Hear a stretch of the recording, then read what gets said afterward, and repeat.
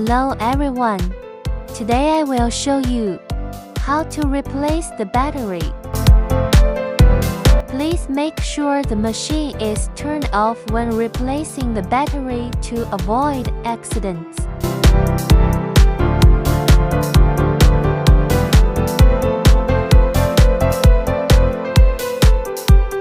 Use a screwdriver to unscrew the screws or gently pry open the buckle to open the battery box.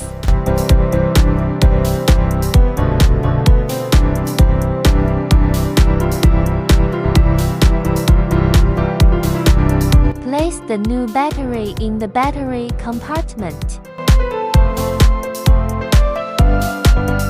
Make sure the positive and negative terminals on the battery match the connectors.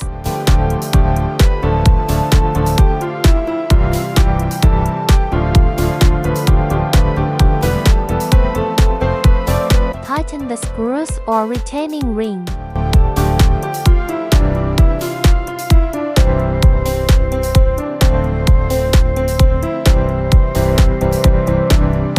Power on test to check if the battery is working properly.